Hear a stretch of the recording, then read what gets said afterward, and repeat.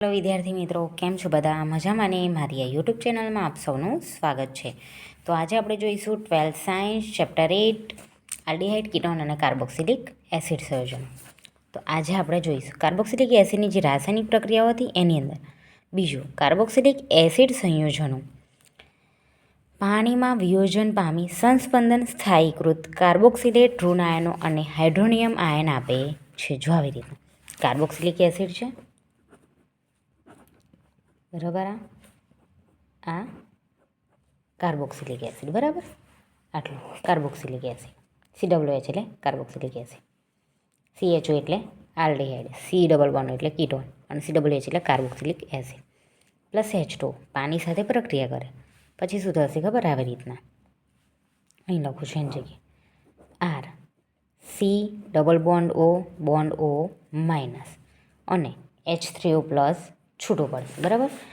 આ H2 ને આનું H, આ H2 ખરો ને આ Hને લઈને છે ને અહીં જતું રહેશે, છૂટો પડી જશે, બરાબર.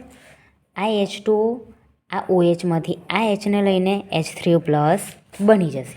હવે આ ઓક્સિજન ખરો ને, ઓક્સિજન એના આના વચ્ચે જે બોન્ડ હતો ને એના બધા ઇલેક્ટ્રોન આવવો લઈ લે છે. ઓક્સિજનના બધા ઇલેક્ટ્રોન આવવો લઈ લે છે, બરાબર. એટલે શું ચાર્જ આવ્યો?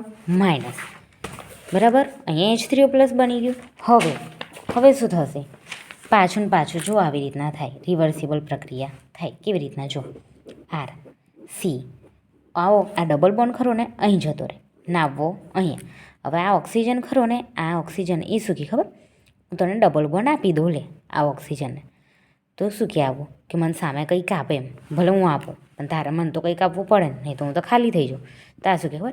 સારું, મારી પાસે ખાલી આ માઇનસ ચાર્જ એટલો છે, મારી પાસે બીજું કશું જ નથી. આ બોન્ડ તો હું આપી ના શકું કારણ કે મારે ડબલ કરવાના છે. તો આ કે મારી પાસે ખાલી માઇનસ ચાર્જ છે, તો કે સારું મને આપી દે. તો પેલો કે હા લે અહીં ડબલ બોન્ડ. તો આવી પ્રક્રિયા થઈ જાય, બરાબર. તો જો હવે જો હાઇડ્રોનિયમ આપે ને આયન આપે છે ને ઋણ આયનો, બરાબર. કાર્બોક્સિલેટ ઋણ આયનો અને હાઇડ્રોનિયમ આયન આપે છે. જો આ ઋણ આયનો અને હાઇડ્રોનિયમ આયન આપે છે, બરાબર.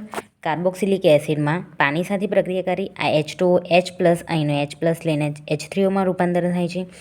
આ ઓક્સિજન હાઇડ્રોજનના બધા ઇલેક્ટ્રોન લઈને ઉપર માઇનસ ચાર્જ રૂપાંતરિત કરે છે. ફરી H3O પ્લસ બની ગયું, આનું ફરી પ્રતિવર્તી પ્રક્રિયા થઈ, આ ડબલ બોન્ડ આને આપશે ને આ ઓક્સિજન ને આ ઓક્સિજન પાછળનું ઋણ આયન પહેલાંને આપશે, એટલે આવી બનશે. ઓકે, આ હતી આટલી પ્રક્રિયા. આ નોટ ડાઉન કરવી હોય તો કરી લેજો. ઓકે વિદ્યાર્થી મિત્રો, જો મારો વિડીયો ગમ્યો હોય તો લાઇક, શેર અને સબસ્ક્રાઈબ કરજો. મળીએ નેક્સ્ટ વિડીયોમાં. Bye bye.